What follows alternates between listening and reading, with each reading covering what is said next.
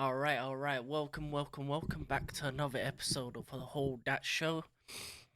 Obviously, we were gonna put this out on Friday, but the previous episode had some technical difficulties and was out late. My bad. But this will be out on the Saturday morning before the weekend's fixtures. What we're gonna be talking about today are the games the midweek. Obviously, some surprising results, some good results, some bad results. My team won a game, so that's all I can be happy for. Really, at this stage of the season, we won a game, and yeah, not much else I can say. I'm Abdallah Yini. I'm here to talk ball, and my co-host can introduce himself as well. Yeah, obviously good way to end the year. Liverpool on top, of course. If you had told me this was gonna happen at the start of the year, I would have laughed. Considering we're still a bit short in certain areas, but something to be proud of. Obviously, Liverpool's turned it around. We're not the finished article, which is pretty scary hours. The fact that we're not a finished article yet, but we're still at the top, which bodes well for potentially January if we go out and sign anybody, or even in the summer. So, yeah, a good win against Burnley, which we will discuss. Obviously, I can't get onto Margie's bum ass team this week. We can get onto another London bum ass team shortly. So, yeah. That is true. That is true. My team got the job done. We'll start with there. We'll start with my team. Yeah, I don't, Poch. Yeah, he's surviving out here. You got lucky. You got away with one. To be honest, that should have been a loss. To be honest, just because of how silly some of the things that he did. You have a right winger on the bench, but you play a left back and right wing. You have a centre back that is playing left back that you know is uncomfortable there. You can see it. There's a difference between a centre back and a left back. A centre back can be standoffish, can you know use their aura, as some would say, to defend. Because obviously you're in the box. You don't want to tackle someone in the box, so you have to actually be a couple feet away from a man. But on the wings, when people are crossing, when people are running at you, you have to know when to tackle. If you look at our right side, Malagusto, he did that all game. Unbelievable. He tackled when he needed to, he ran when he needed to, and off that right side, he was brilliant, both defensively and offensively. But then if you look at left back, Levi Colwell, a guy who doesn't understand that position, backing off, not really attacking a player. And Elise was having fun with him most of the game. And for me, the other thing with Matson on the right wing, he was too small for that game. He was getting bullied. He was getting out muscled, outworked. He would have been perfect to face one on one with Elise because he has speed, he has the nimbleness to keep up with him, and he knows to play that position. So he would have been going in for the tackles. Then he could have bombed on forward and gave Mudrik another outlet on the outside of him, which Colwell never did. I would say the patterns of play between Mudrik and Nkunku and Jackson was really good, and that led to some of the chances that we created. But we could have created more if players were playing in their rightful positions. And then this manager has the great idea after halftime to take off Matson, to take off who else did he take off? I don't know the other player he took off. Was it Colwell or was someone else? And he puts on Thiago Silva and he puts on Lavia. And he puts Nkunku on the right. He was cooking in Cam. He's a predominantly plays on the left side, and you put him on the right, nullifying him, making him obsolete, making it a waste of position for that second half. And then after that, you bring on Madueke, you change the game and added a bit of oomph on the right side, but he should have started from the start. And you know, the first goal was a great piece of play in the first half. The first goal, lovely bit of play from the left side. Gusto started it. Gusto finished it with the pass into Mudryk to nice tidy finish. But then what happens in the end of the first half? The left back that isn't a left back decides to be a centre back and go to the striker and leave the right wing right open for Elise. Tap finish. He's gonna do that breakfast, lunch, and dinner. Then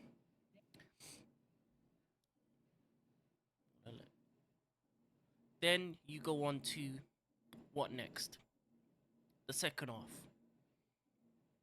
Unbalanced team because of these substitution changes. Not much happening going forward. They're looking more threatening than you are. And we get a lucky break. Modueki with a good skill of play gets tackled in on the box. And we get a penalty towards the end of the game. Now people are going to say it's not a penalty. It is a penalty. You can't be dangling out a leg in that side of the field. And the skill he used to get past him, he would have got the ball and he would have took a shot. Then he got the penalty. Absolutely great penalty. Ice cold. What a penalty. But he had a purpose with that penalty. He wanted to tell Pochettino, why are you not picking me? And I like that about a player. I like a player that's telling man, yeah, you're a bummy for not starting me on that right wing. I showed you what I can do with the ball. I can show you I can take a penalty. And I can show you that you can trust me on this pitch. And it was a cold ass celebration. But a win's a win. 3 more points on the road to 40. And yeah, we secure our place in 10th. I mean, it doesn't really do much apart from just show that we have the quality of players. Lavia's brief appearance was brilliant as well. Even though it unbalanced the team, he was superb on the ball and he showed his qualities.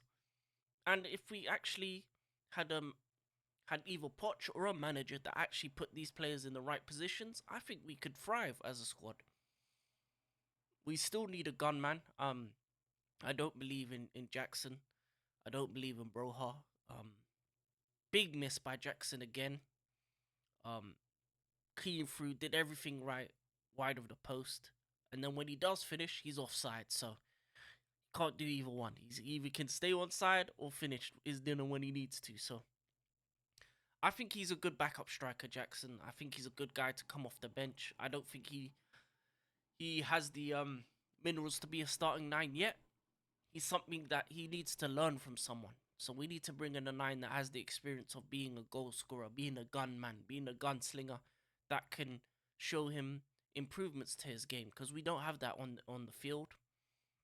And yeah, man, and I like the way we played in parts in the first half, but overall I think it shows the statistic that at halftime we are never losing the game, but in the second half we always end up either drawing or losing because of this manager and his silly decisions when it comes to tactically, when it comes to these substitutions. And if he keeps doing these silly decisions, it's going to lose us more games than win, and we're going to look more like to be on the bottom half of the table than top. So I'm not going to look at this and shade this win over without actually looking at what I saw on the pitch. And I just saw players in the wrong positions. I saw lack of ideas when it came to actually the footballing side. I saw a man slapped like this on the touchline. I saw a manager with no cojones. I need a real man manager. So, Pochettino, your time is numbered. Maybe got a few extra days out of that win. But overall, yeah, that's all I got to say. Anything you'd like to add? Yeah, no, I agree with you 100%. I just feel for me, we say the same thing about Chelsea week in, week out. Um, like again, the potential is there with the team, and when Chelsea on their day is playing, they show you how they can hurt teams. They show you how they can pass you off the pitch. And when the players are on it, they're on it. But when the players aren't on it, you can really see how bad they are and how bad they can be. And it doesn't help when players are being played out of their position. I think the Ian Matson one really did confuse me. I don't get why a left back is playing right wing when the number one baller in that position continues to be overlooked, and that's Madueke. I think again, I'll say this every single week. I think he's such a baller. I think he's someone that can really cement that position as his own. You know, he's everything that you need in a winger to be. You know, we talk about Doku, old school wingers, being able to beat a man every single time you're able to take on a player, whether it's successful, whether it's not. As a winger, that is your responsibility. And Madueke does that. You know, he's got the technical ability, he's got the pace, he's got the power. You know, when it comes to the final third, he knows what he's doing. You know, he'll beat a man and try and look up with his head up, or he'll try to take a shot himself, and he's left footed. So, he's a baller. Why he gets overlooked, I don't know. As I said in the last pod, is there something that's happened behind the scenes? Is there something on the training ground where he's not listening to how Pochettino wants him to play? I don't know. But for me, I think I saw you gotta something. play it. There was Yeah, there like was a picture of what? him in a club Yeah, when he was injured or something in like Club Live for like a friend's birthday or something. But that's let the guy only thing. enjoy his life, bruv. Like, look how young he is, and it does. To be honest, it doesn't even matter how young he is, whether you're old, whether you're young. Like, you have a personal life. Go out and enjoy yourself, so long as it's not interfering in your training. Like, go out and do what you gotta do. Like, at the end of the day, like that external stuff should not be an impact or factor in terms of him being picked. He's one of your best players, so play him. People like him, people like Coleman should be playing, and Cuckoo should be playing. As I said, putting Cuckoo up top, put Jackson on the bench. Jackson don't need to play right now. He's in a firing line. His confidence isn't great. Every time when he touches the ball, I can imagine what the stadium atmosphere is like. When he touches the ball, Chelsea fans are probably groaning, or they're booing, or they're cheering because he's making mistakes. When that starts to happen, he needs to come off the pitch because his confidence is only just going to go down and decrease further and further. So he needs to come off. Put on a real gunman that knows how to find the back of the net. Put Nkuku up top and put Cole Palmer in behind with Madueke on the right and Mudryk on the left. Nothing but pace and power, creativity in all those four man. You'll be cooking every single week. But again, it's the one underlining factor here is Poch. Whether he trusts certain players, and he clearly doesn't when you're putting the left back in the right wing, when you're putting a centre back in the left back. My man's not Guardiola. Guardiola can play left back and centre back. Mm, Levi Colwell ain't that type of player to do that. Like, and for me, as I said in the last pod, and I'll continue on saying, my man's decision making is evidently going to cost him his position here. And that's just how it is. And I did say in the last pod as well, or a couple weeks ago, the players that's come into the team is obviously not the type of players that Poch wanted. But ultimately, as a manager, even if you don't have a say on the transfers, you need to be able to utilize the guys that you have at your disposal. The greatest managers are able to do that. Klopp did it in his first season. He didn't have the players at his disposal to play his type of football, but he still made it work. And we saw it against Tottenham when he first came in, and it was a 1-1 draw. Pep Guardiola did the exact same thing. He came in, he knew he needed fullbacks, and in that transfer window, in I think in January or in the second season, he brought in fullbacks, but he made do with what he had, and the best managers do it. Like, and ultimately, right now, he's not proving to be the best manager for Chelsea because he's not utilizing the players at his disposal. Look at the talented ballers that you got: Chukwuku, Palmer, Madueke, Badashile, Colwell, fucking Fofana, Nkuku. You know, the list goes on. Lavia, Caicedo, Enzo, like the list goes on in terms of the ballers that you man have. Gusto, Matson, even that Lewis Hall kid that's at loan to Newcastle. Like, bring him back in. He's a baller as well. The list goes on of the talented young G's that you got. And any top manager, world manager that like a Klopp, like a fucking Pep, or even Xavi Alonso, who likes his young guys, like they would thrive utilizing these boys. But for some reason, Poch is like, he's not my guy. He's not my player. I didn't ask for him. I didn't ask for him. Like, I'm just gonna work with XYZ or move this guy into this position to prove a point that we need players. There's only certain managers that can get away with that, and Klopp did that last season. He's done that before, where he's put people in different positions to prove a point to the owner that we needed players. We still managed to win games, but that's just because ultimately it's the manager. So right now, yeah, that win's probably bought him some time, but I think he needs to start thinking about his long-term future at the club because managers are still available. And at the end of the day, Chelsea is still an attractive club. They're winners. They've got a serial winner owner who will splash the cash. They got a young G's in terms of potential guys where the ceiling is there for them to be potential to be special. So, like, the solid foundation is there for any manager to come in and kickstart Chelsea season. So, I think he needs to start thinking long and hard whether he wants his future to work there because ultimately he didn't do anything at Tottenham. He didn't do anything at PSG. He's struggling to do something at Chelsea. And if he doesn't do anything, I don't see any big club going after him right now. So I think he needs to start going back to the drawing board and just thinking, you know, what can I do to get Chelsea to where they need to be? Because Chelsea in 10th is unacceptable. They should be where Manchester United are because Manchester United are having a fluke of a season and they're not playing great football. Have been playing great football. So the fact that Chelsea's where they are and United are where they are, it's a shambles and a joke. And United ain't even playing the type of football that Eric Ten Hag want him to play anyway. So it's even more of an embarrassment. So yeah, Chelsea needs to start climbing up that table, and Poch needs to look at himself. That's all I gotta say. Yeah, yeah, we do. But it's gonna be a long climb. I'm gonna need a couple teams to some drop some points, but we move on to the next game. A nice, decent win for the lads on Merseyside. Red, of course, moves them up to the top of the table. Gave them a good 2 point lead before the other fixtures played, and it gave other team and the other team in North London something to think about when they were playing their game. And that's all you can do in a race when you're up the top.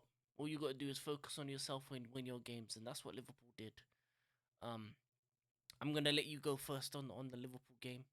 Speak your piece, and Yeah, then I'll come in yeah. a little bit. I think in this situation, like Liverpool's got experience at being at the top. Liverpool's got experience at in terms of fighting for the title. All they can do is always look at the top of the table. They're not worrying about anyone behind them. And at the end of the day, like the fact for 5 seasons straight, like they've been fighting with Man City, that's really been their main competitor. So for me, like having Arsenal there is not a thing for them. And I can guarantee that Liverpool really didn't have aspirations in being at the top and trying to challenge for the league anyway. For them, it's been mainly just trying to get into that top four because ultimately we've had to transition from a bummy midfield to the midfield that we got now. We're still a little bit short in the six and we're still a little bit short at the centre back. So for me, um, it's a case of like just trying to take it game by game. And ultimately, Arsenal's in a position whereby they're not used to it. They're not. They don't have the balls. They don't have the metal to go into a title decider or to go into a pressurized game because ultimately they bottled it against West Ham. So it's proven that this title race is still open and it's still sort of like a Liverpool Man City title race. We're just waiting for City to kick on now. But talking about this game though, like for me, it had it it was a case of Liverpool versus VAR, Liverpool versus the referees. it wasn't Liverpool versus Burnley because ultimately this game was practically an easy game for Liverpool. Our biggest issue is just the fact that we just don't take our chances when we're on top, when we have possession, when we're creating fantastic games or fantastic opportunities. We're not taking our chances, and that was evident in that game. Yeah, Burnley had their chances because Liverpool were pressing so high, trying to make things happen, trying to create. That's gonna happen in games, you know. You're not gonna go into a game where the opposition isn't gonna create any chances. But for me, this was a game that Liverpool should have won and did win convincingly in terms of the overall performance. And I think for me, you know, I'm happy to see Diego Jota back. You know, he's a real gun man. He knows how to finish, and he's going to show Darwin Núñez how to finish. Um, but there was two incidences that happened in a game which is why I made the statement of it's Liverpool versus the referees, Liverpool versus VAR. Ultimately, Darwin Núñez was in a position where apparently he fouled, I think it was Brownhill or Taylor. He didn't even touch him.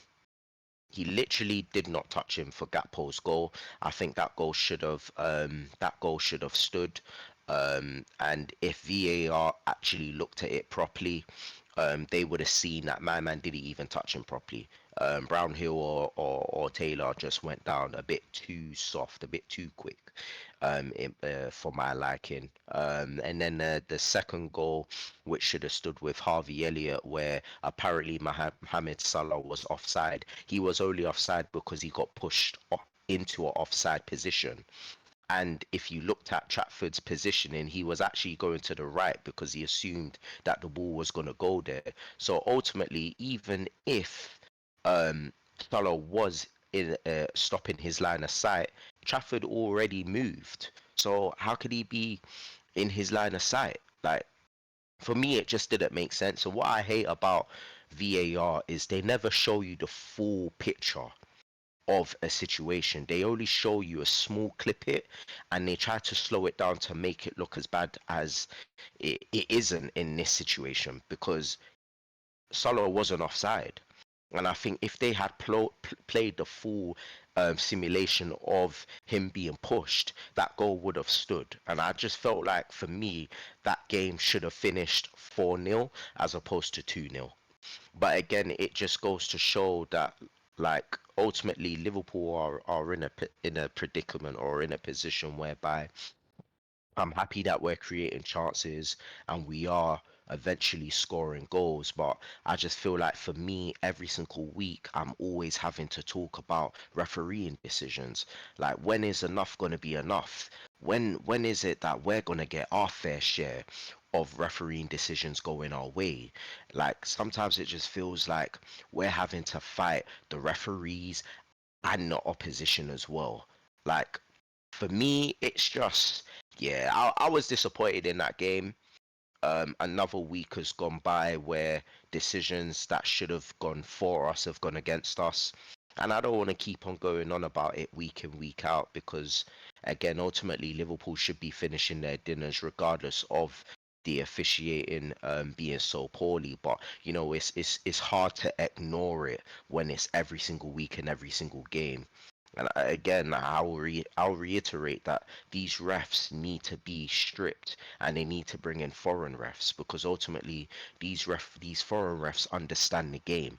They know how to officiate, or maybe bring in former players to be officials because ultimately they understand the game more than the current crop of refs that we have.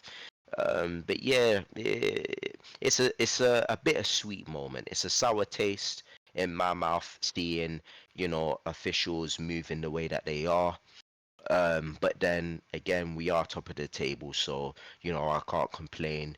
And long may it continue. You know, hopefully we can go on a run of form. Obviously, Salah and Endo's gone for the Asian Cup and African Cup of Nations, so you know two important positions, which will need filling or we need teams to step up really. Um, but yeah, man, I just want to give a quick shout out to Endo. I think Endo has yeah, man, he's definitely performed. And he's been silently, he's actually been one of the best DMs in the league. In these last few games, he's actually has not put a foot wrong. He's been neat and tidy in possession. He's been strong in a challenge, very aggressive. And he was one of the reasons why Diego Jota got his goal when he came on. And I like the kid. I really do. I do believe we do need someone else younger and fitter and stronger in that positions. But I think for a temporary stopgap, I think he really has proven and shown a lot of people who doubted him as a signing that he's actually competent in his role, and he's actually helping Liverpool to gaining the points that we've been gaining since he's been starting. So shout out to him. But yeah, that's all I gotta say. Yeah, I do agree with the officiating. I think like the VAR should be independent from the officials. I think the biggest issue with VAR is that it's other referees. So because they're all friends and that, they're basically trying to back up their friend's decision rather than making them look bad. The amount of times you hear of our officials say, "Oh, we didn't get them to look at this or look at that because we didn't want to make them look bad." But in the end of the day, if they make a mistake on the pitch, VAR's job is to rectify the mistake. And if the mistakes aren't getting rectified, then you're ruining the game. Because how many games last season and this season so far have we seen VAR decisions change an outcome of a game? And the thing is, Liverpool are lucky that they scored their two goals. What if they had no other two chances and it finished 0-0? They would have lost the chance to be top of the table. They would be behind Arsenal, who are just, well, we will talk about them, what happened to them. But yeah, I think it's poor. I think it's very poor, and even from the previous result where we talked about the Arsenal Liverpool game where a man was playing basketball in the penalty yard box, and that's not given. So yeah, no, it's crazy out here. It seems to be that it's more towards Liverpool, but that's what happens. You get the good ones, the bad ones. You get the good rubber, the green, the bad rubber, the green. But I just think referees are just poor in general. I think a lot of these teams are getting bad decisions against them. Some of these decisions are going to cause teams to get relegated, lose out on European places. And every place is a bit of more money for some of these smaller teams. Every place counts. So it's 1 second. I had to let out a big one there. But yeah, every place counts for these smaller teams. So I think it's very terrible that we're one of the best leagues in the world. I'm not gonna say best because that's subjective. One of the most watched leagues in the world. One of the most entertaining. The most money is in our league. We're spending ridiculous amounts of money to to buy the best players. We're spending ridiculous amount of money to watch football, and sometimes because of this 3 p.m. blackout, some of the games aren't even on TV, so you have to go next routes just to get the football. But we're still dealing with these poor officiating. I think it should just be best come, best served, just like any other position. The best referees should be in the league. It shouldn't be, oh, because they're English, they're here. If they want a referee, go ref. As I said, Ukraine, Russia, um, uh, there's probably a couple places in Uganda that you can referee. Samoa, go over them Yeah, play bro. sides, because the refereeing standard has to improve, and VAR needs to be moved independent. It shouldn't be their friends covering their backs. It should be people that are actually looking at the situation 100% with no biases and saying yes or no, and it should be a quick process. Anyway, but yeah, we move. Good win for Liverpool. I would like to say this. That second goal was cold. The flick on from Diaz and the finish from Jota. It's good to see him back. Obviously, he was out for a bit of while. It's never good to see a player down. There's been a lot of injuries this season, and for me, I like to see the best players playing for the best teams and them scrapping it out. So it's good to see he's back. And yeah, man, it was just a good win. Nunes got his goal, so hopefully that can improve him as well to score some more. But we're done with that game. Now we're gonna go to our games of the weeks. Now I'm gonna leave the main event till last because you know what I want to talk about. Oh yeah, oh Yeah, yeah. but the floor is yours with the game you want to talk about. Yeah, no, I just want to quickly talk about the United Aston Villa game. Like going into this game, obviously there's a lot of pressure on Eric Ten Hag. He's playing at home. If he had lost a good evening, you know, fans would have been chanting for him to be gone. Obviously, fans are probably still chanting it, but just the fact that this transfer takeover is obviously getting over the line, more murmurs, more groans would have been piping up. So he actually needed to win this game because that first half, Aston Villa literally bodied them. Their defense was all over the place. They couldn't handle Aston Villa's pace. Um, and Leon Bailey was a nightmare. I'm loving how Leon Bailey's been performing lately. I think when he first came in, he was okay, but he wasn't showing the quality that we know Leon Bailey to show. But he's been showing it this season, and I'm loving it.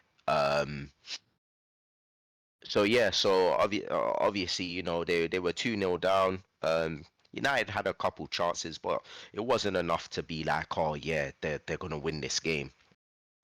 Obviously, second half has crept in, and the warning signs was there with Garnacho, who again has been their best player on that right hand side. I actually thought he plays well on the left, but it might look like he's got a natural position on that right hand side because he's doing things that Anthony can't even do right now. And I think having that pace of Rashford and Garnacho on both wings is obviously allowing Rashford the freedom because evidently if you got someone like Anthony that don't really have pace and is quite predictable, then you're obviously going to be focusing on the side of a player who is going to be very direct.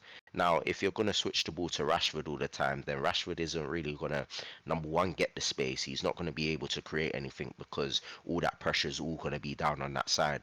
Now that you've shifted Garnacho on that right hand side, that's food for thought for defense and midfields to be like, okay, well, they've got the pace of Garnacho, they've got the pace of Rashford. Oh shit, like where do I go? If I go to Garnacho, he's got the skills to get past me. He's nippy, he's short, he'll be able to nimble around the channels. If we go to Rashford, he's still pacey. So, allowing Garnacho to be on that right is obviously allowing Rashford the freedom to bomb up and down and exploit the spaces in the channel, etc. So I think this is obviously going to help them moving forward if Ten Hag continues to play Garnacho on that right hand side, and it benefited them in that second half. They played well. I don't know what was said in the changing rooms, but they started to come out and showing the United way in terms of how to play. They showed the real United, and they played fantastically well. As I said, the warning signs was with Garnacho with the first goal, where he was offside. Unlucky. I think Rashford should have played the ball quicker with his left foot, not with his right. I think by him switching it onto his right foot allowed that small millisecond of Garnacho to move a bit further forward. But if he had done it quick with his left, then I reckon Garnacho would have been on side for that goal. Um, but yeah, but Garnacho still ended up scoring his two, and then obviously Hoyland managed to bag after 4 months in a Prem, which I'm actually happy for him. Like obviously the memes has been there, but I've always said that I liked Hoyland. I've always said that he's got a good potential about him. The thing about Hoyland is he's never really had much service from the wide men, which is why he's been struggling. And yeah, we can say, well, at the end of the day, if that one chance come, you have to be ready to bag, or as an individual player, you should be able to create your own opportunities. Yeah, but sometimes players don't do that. Sometimes players need the service to make them look better, to score goals. And he's evidently that player because he's low on confidence. He's not going to be able to create his own chance. So I'm happy for the kid. You saw how passionate he was because he was crying. So you knew that he was really it really touched him. I'm proud. I'm glad that he managed to score. Because it just means that now hopefully he can build on that momentum and he can build that confidence. I think, as I said before, I think the problem isn't really Ten Hag, because I think for me, like, you can't go from being at Ajax and playing one of the best footballs in a very long time. He was playing at Barcelona way, and the football that he was playing at Ajax was just a madness. So you can't go from such a team to such a manager to then come to United and be that poorly. It's just not possible. But ultimately, as a manager, as I've said about Jurgen Klopp and Pep Guardiola, you should be able to use the tools that you have at your disposal to make it work. You don't necessarily have to play that style of football, but you can feed it in slowly, as well as incorporating certain tactics that's going to utilize the strengths that you have with the players. So ultimately, a small percentage or a bit of percentage does lie with Eric Ten Hag, but the main blame should be the players, because these are players that's been in the team for 5 years and have seen numerous managers come and go. So these guys are very entitled, they're very egotistical, and they will play poorly to get their manager out. So, the main blame has to be with United. And there's no coincidence that United can go from playing very poor to a minute later, they're like, oh shit, a manager's going to get sacked. Let's be up for the game. And they go on and win the game. They've done it to Ole Gunnar Solskjaer all the time. Whenever he was supposed to get sacked, they ended up finding miracles and beating PSG when they should have lost to them. That's just how United are. So for me, it's a case of when these new managers come in, they need to get rid of these players because they're going to play the manager into a sacking. Um, but ultimately, we've discussed this before, so I won't go into that. But yeah, good win for United. Obviously, they came back. They showed some sort of mentality, and they did fantastically well at the end of the day.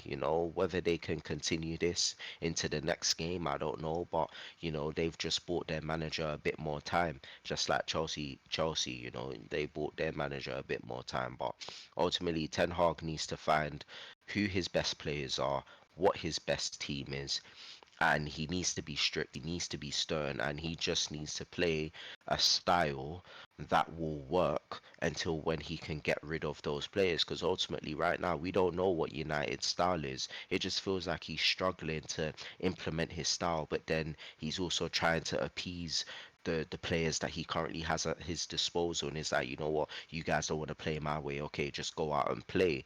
Like, it just feels like there isn't no team chemistry, team cohesion right now. So I don't know. He needs to go back to the drawing board and try and find what works, and try to see if he can play his style with the guys that he's got. But ultimately, January is going to be interesting to see what happens. Whether he will sign any guys, whether he'll release people off of the loans that he's brought in, Mm, because yeah, right now it's yeah, not working and something needs to be done. But good win for them anyway. yeah.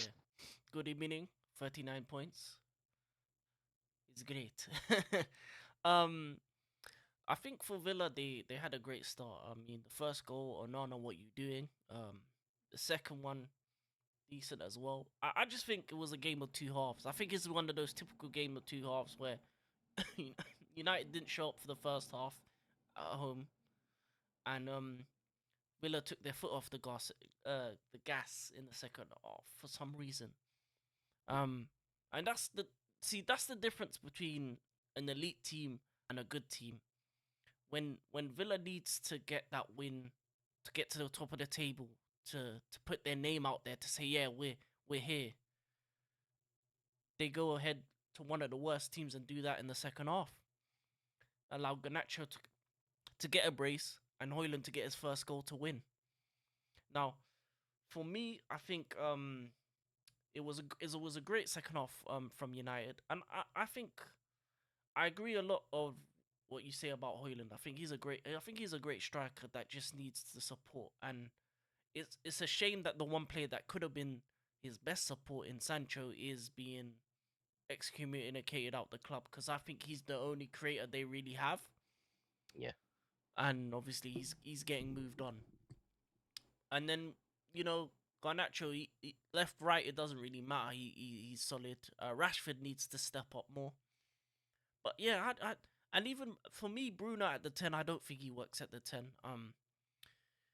For me, he's like Mr. Finish the play. He does a wild pass, a wild shot. I mean, he creates a lot of chances, but a lot of them are just wild chances that not many strikers are gonna finish off anyway. So I think Hoyland just needs time, and I think United's biggest issues gonna have to be getting a defender, because they can't be still relying on Johnny Evans, and they need to get a creative player, because they need someone that can unlock teams, because they don't have that really. And I think if they can get a creative winger attacking mid slash wing, similar to a Kudus kind of level player, I think that can unlock their team and give Ten Hag new ways to play football. Because I think the reason why he can't play the similar style he used to in the past is because he doesn't have the players for it. And he was right when he said, I can't play the Ajax way with these players, because most of them can't play that way. And I think as well, 1 second. Oh, shit. Splashed on my face. Anyway. Pause. Pause. Mad. But I think it's a good win. I think it does buy him time, and it buys him a January transfer window. It buys him a January transfer window to make a couple changes and to get rid of a couple bad eggs that he thinks. I think he made the wrong decision with Sancho, but it's looking like they're gonna have to terminate the contract, because that's big P's, and no one's gonna loan that kind of money. So really, you're gonna have to get rid of the contract for some of these guys, because the problem with the previous ownership is that a lot of their wages are ridiculous.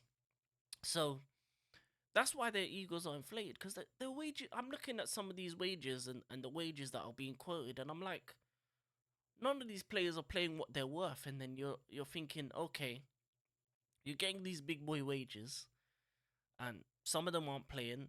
Some of them some of the players you've brought in, you're benching. So I think the greatest thing for United to happen is Ineos, and for them to come in and to start managing the footballing side and actually making changes. It's gonna take time. It's probably won't happen properly till the summer, but in terms of just today and date, they just need to keep winning. A good win against the top four rival, because I think that's what Aston Villa are to them. They're a team that's going to be in their way for top four, so I think it's a good win in sense of that. But we move. 1 second before I start.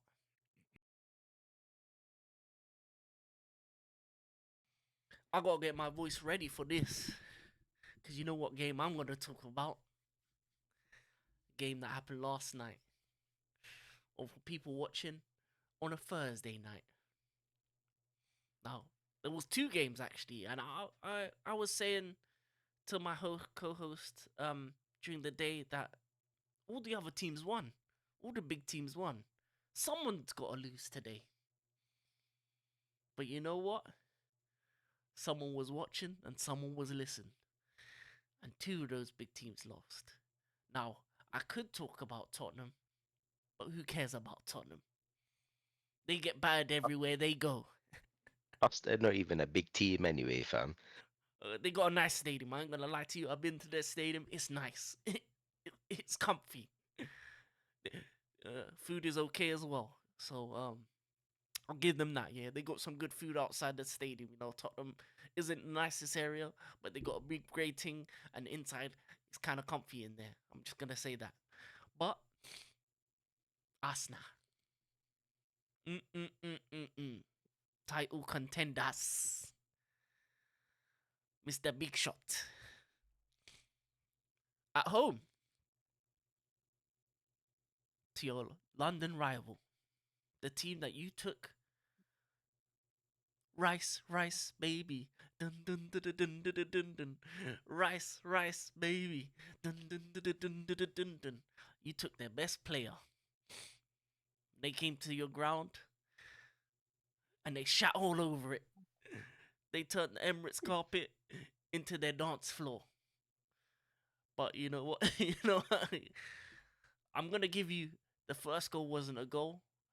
Um, it could have gone either way. To be honest, I don't know VR. They need to get that bird's eye view because they need to actually show a shot of whether the ball was in or out because no one can tell me whether it was in or out. So if they're with their rules, they say if if there's doubt, give it to the offense team, and they got one. Okay, it's the second time it's happened.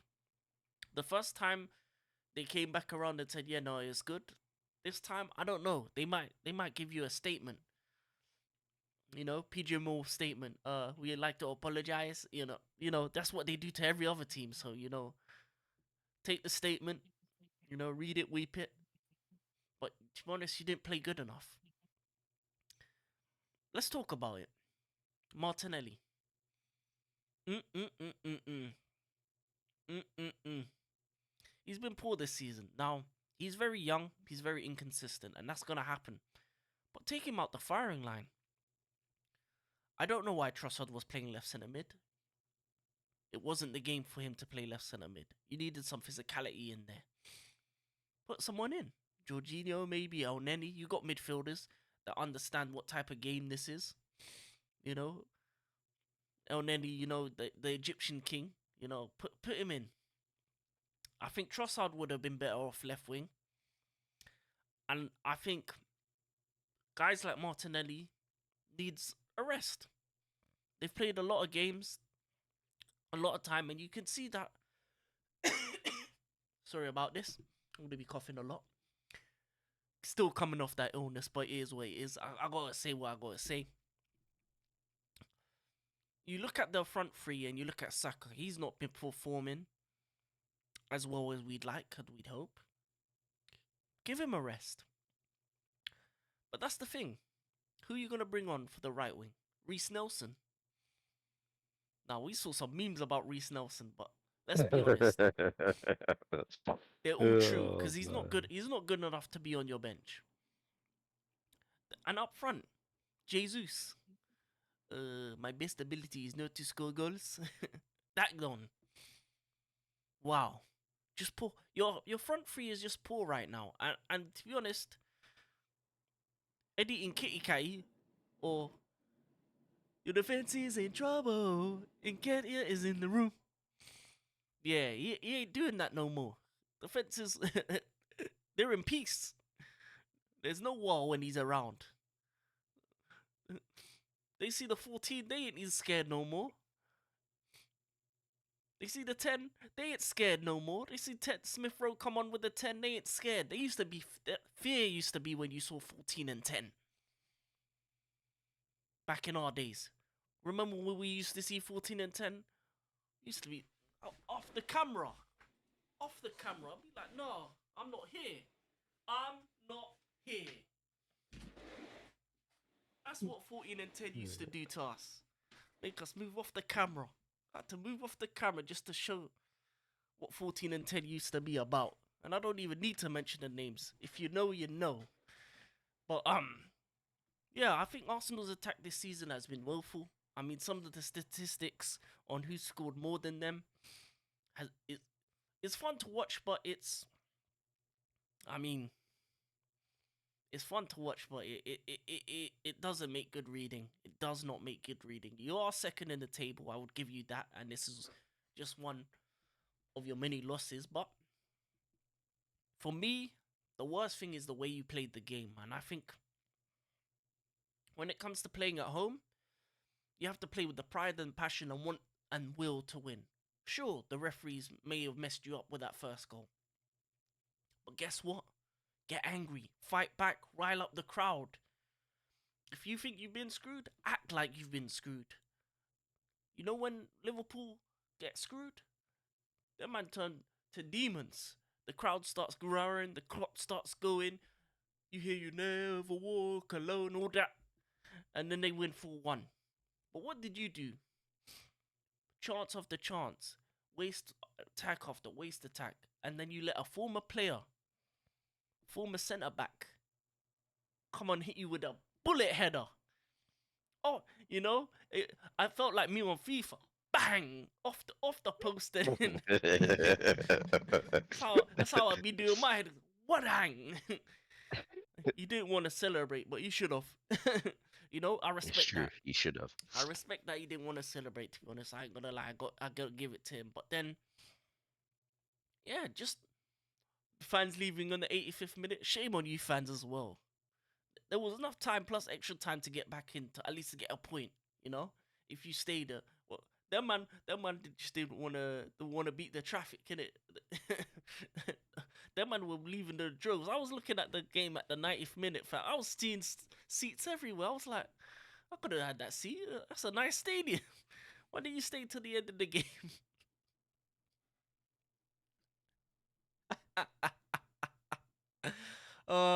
Nothing gives me more joy to see North London crumble like this. North London humbled, crumbled. You know what? That might be even the name of the show for this week. North London humbled, Humbled, crumbled. crumbled, and Yeah, fumbled. yeah. Because that's what happened. And to be honest, when the pressure's on, Arsenal just seem to fold, and I think that's what happened. They folded under the pressure. Now, I hear some people saying, "Oh, we needed Havertz for this game." What was he gonna Oh do? my god. What was that donkey gonna do? Oh Oh, my we needed god. Havertz. Same man that you didn't even want. Same man that you said you wasted 65 million on. You changed your tune because he scored a couple goals. Come on, let's be real. He wouldn't have done nothing. He's soft too. If anything, you missed Party more than anything. You missed an actual beast in there to face off those animals in West Ham. Because the likes of Soucek and Alvarez, they were munching up your midfield. They were winning the midfield battle. The defense was solid. And Kudos was having a whale of a time. He's the winger he's the attacking player that you should have brought in instead of Havertz. He would have imagine if he was on your team, what the difference could have been. But Arsenal just showed that they need a striker, they need a left centre mid, and they need those two positions. Because if they get those two positions, then they're going to be scary, and then I'm going to be worried because then they might win the league.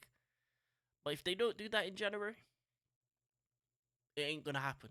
So, Cronkies, get your checkbook out. January is coming. You need to spend some money. Because this Arsenal team right now ain't good enough. And the Sharks are coming. The Blue Sharks. And they just been on a trip to Dubai. They won the Club World Cup. And they're coming. And this guy next to me knows that, well, this side of me right here, this side right of me knows when the Sharks are coming. And they smell blood in the water. And they're 3 points behind you, man. With a game in hand. And they're that means they'll be only 2 points away from Liverpool. And that's not even enough. Because the one time Liverpool won the league, they destroyed the league. And that's what it took. You have to destroy the league. You have to run away. You have to run away like a slave. Papa, I'm not coming home. You got to be running like Forrest Gump to win this league. And losing to West Ham at home ain't good enough. But anyway, before I let Luke finish off and we finish this pod, I'd just like to say, I'm forever blowing bubbles.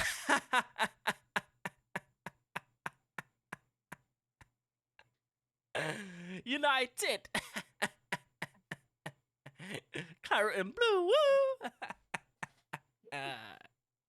Anyway, I'm done. Go ahead. Yeah, I just find it funny that in a press conference, Mikel Arteta was saying the exact same thing that Jurgen Klopp said. We need our fans. We need you at the start of the whistle. We need you to create an atmosphere. We need you to chant. We need you to do this. Bro, you're not Jurgen Klopp Believe. and you're not Liverpool. Africa. That's what you needed. Literally, bruv. You're not Jurgen Klopp. You're not Liverpool. Jurgen Klopp can get away with that. Why? Because he's won stuff. Why? Because the fans believe in Jurgen Klopp. Why? Because the fans believe in the team. That's why. We're known for making noise. We're known for creating atmospheres. That's what gets us over the line. That's what turned the 3-2 defeat at Fulham in the 85th minute to a 4-3 win.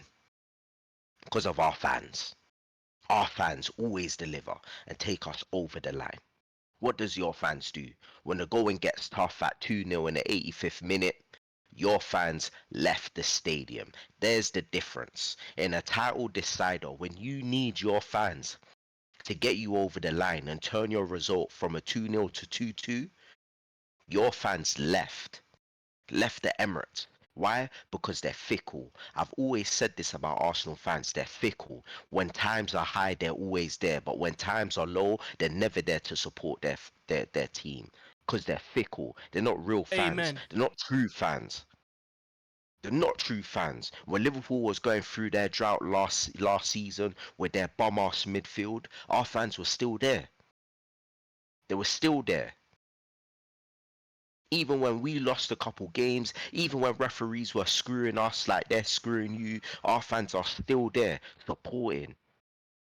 Even when we're probably not even supposed to win this league, our fans are still trying, believing, thinking that we can. Even with the positions that we're lacking in, we're still trying. Why? Because of our fans, because of Jurgen Klopp, because we believe in a manager. Arsenal is not that team. They're not. And it starts from the fans. If the fans are leaving at 85 minutes, then what's the point? What is the point? Because at what point do you look at your fan base and say, I need these lot to get me over the line? Arteta's not that guy. He's not. And that match pretty much proved it. That the fans do not rate Arteta and they're not on his side. Because if they were, they would have stayed to the very end chanting. We know that additional minutes after 90 minutes can go up to at least 10 to 11 minutes. So you could have bagged goals, but you didn't stay. You weren't riding for your team because you had enough of what you seen on the pitch. Then do something about it. Chanting your arse off. You can't be going on Twitter saying, oh, we're getting screwed. Yeah, Liverpool's been screwed this whole season, nearly every single game, but our fans are still delivering. You man aren't. That's just shocking. When I saw that, that is shocking. Absolutely shocking.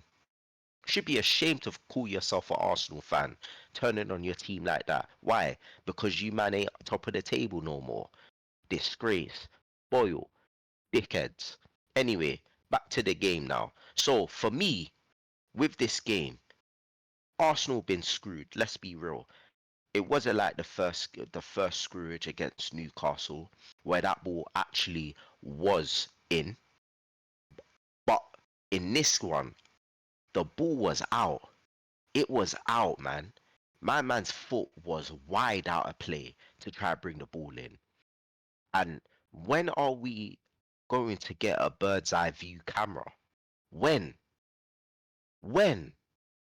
It needs to be done because decisions like this can cost a team. Who's to say that Arsenal could go on a winning run, but they don't win the league? Why? Because of this match right here and because of the Newcastle match where the ball was out of play. Although the Newcastle one, the ball was definitely in play. Like for me, it's screwages like this, it's refereeing decisions like this, it's VAR like this that's ruining games, that's killing the momentum of title races, top fours, and relegation battles. This could cost Arsenal the league title. Granted, they didn't play well enough in that game anyway, but it's just decisions makings like this that can slightly shift the match. Because who's to say that Arsenal, with this decision, Arsenal could have gone on to score a goal and then it would have been a domino effect in terms of them winning the game.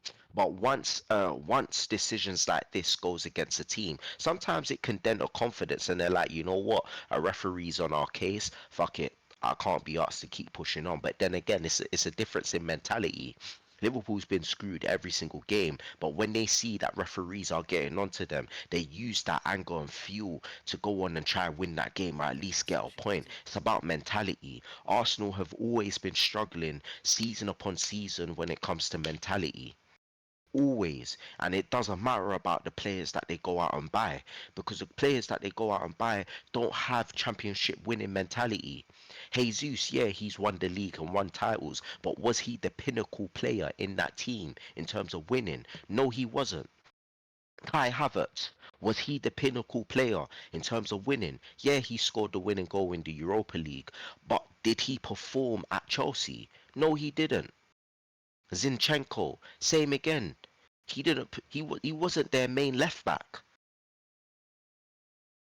So for me, you need to be going out and buying players that's got the culture in terms of winning material, winning mentality. Declan Rice is a leader, yes, but he was having a poor game in that middle, a poor game. And to be fair, in the last few games, he's actually been very poor. West Ham game, he was non-existent, making erratic tackles. Liverpool game, Endo bossed him. Endo, short, tiny brother, was bossing him. 100 million player, a six, a nine, Conversations. We're gonna a have nine, a nine. conversations about him. What is it? 9.5 mil we spent. 9.5 mil on Endo. 9.5 mil on Endo was bossing 100 million tag player Yeah, in that's mad. Declan Rice.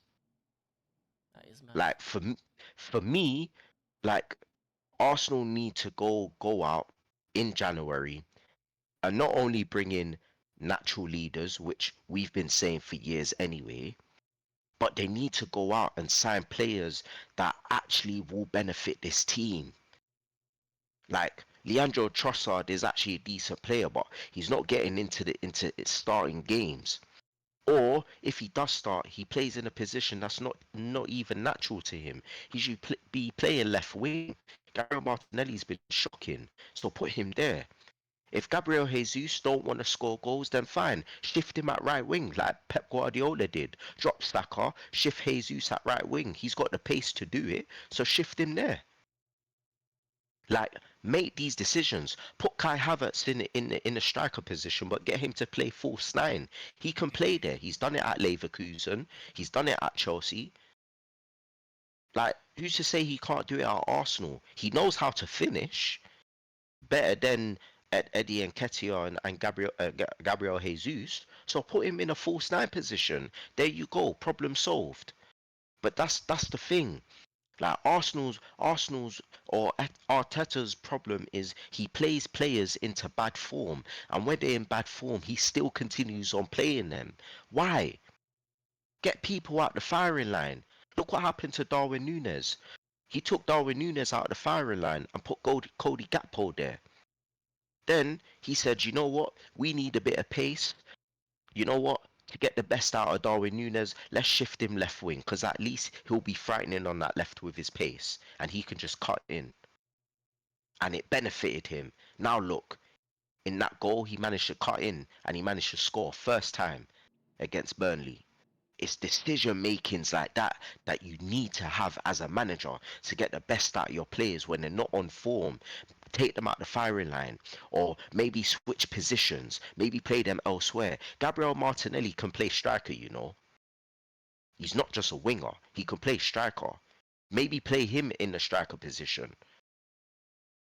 Like, I'm not a manager, but thought processes like this is what I live and breathe. I think about football. I think about players, about their positions, how they're supposed to play, how they're supposed to be coached. That's all I think about is football. Why am I saying all of this and Mikel Arteta ain't even actioning these plans? But I'm not a manager.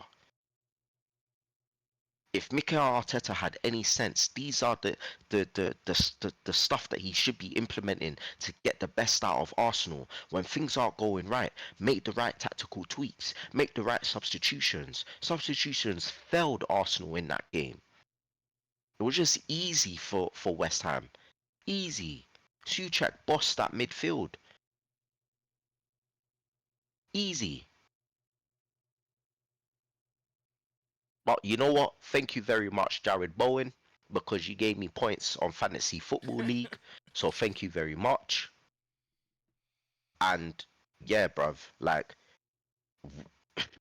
are we even surprised? That's all I'm going to finish on. Are we even surprised at this Arsenal performance? Arsenal's been at the top before and they bottled it. Like, let's be real. And in the words and you mentioned North London in terms of Tottenham as well. Are we even surprised with them? Yeah, they've got injuries, etc. But since when has Tottenham even been a big club anyway? Let's be real. Tottenham ain't even won anything. So how did they manage to sneak in this big six or big four conversation? They ain't won anything. Let's be real. Why? Because they played fantastic football or Harry Kane was there. That's why they're a big club. They're Yeah, not a big club. yeah, that's probably why Harry Kane and his golden boots. Exactly. Harry Kane. They're not a big club. What have they won?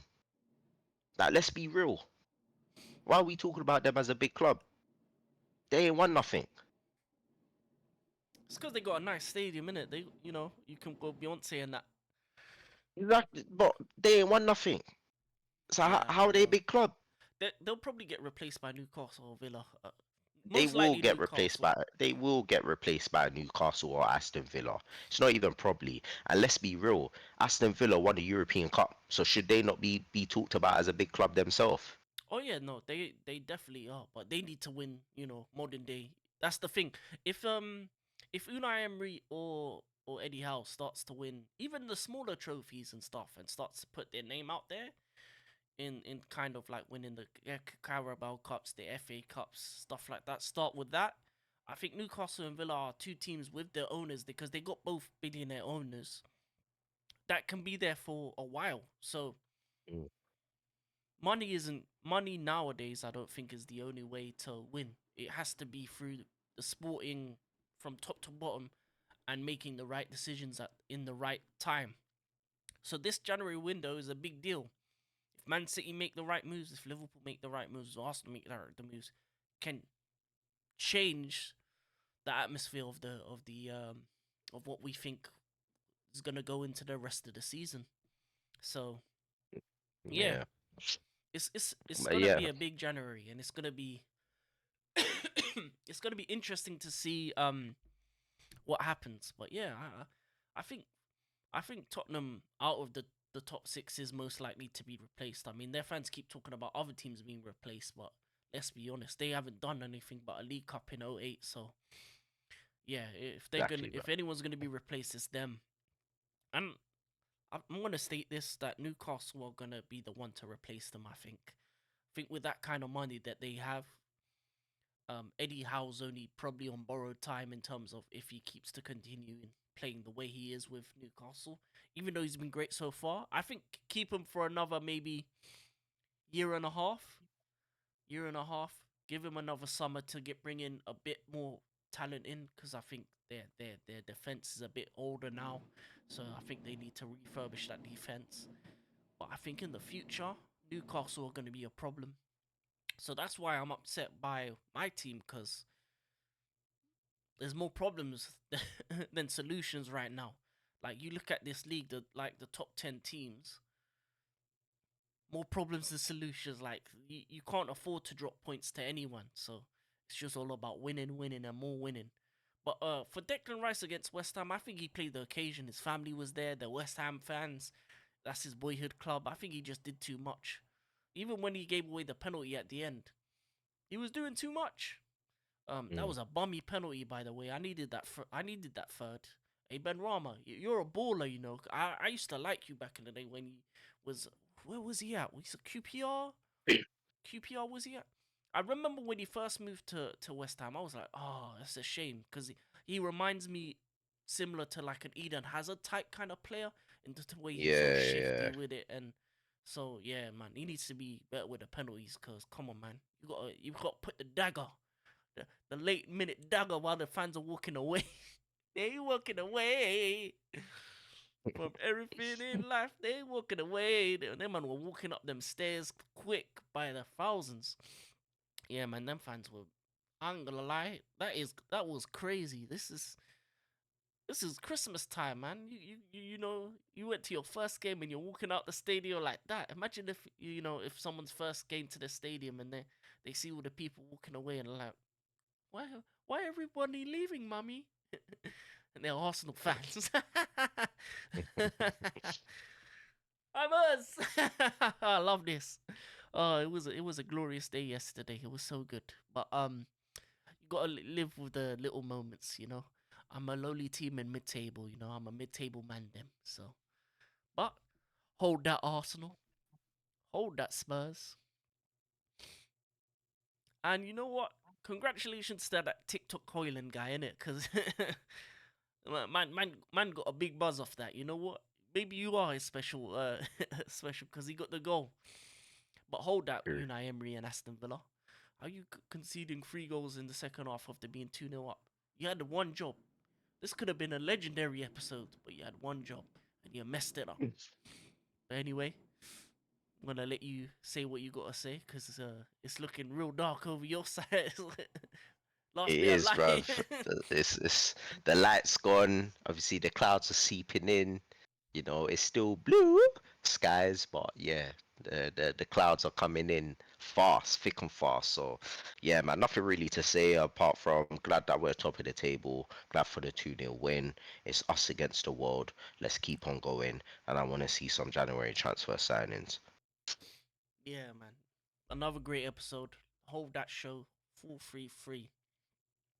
And yeah, it's the last time I'm gonna say it. London is claret and blue woo. And we out, people. Peace. Peace.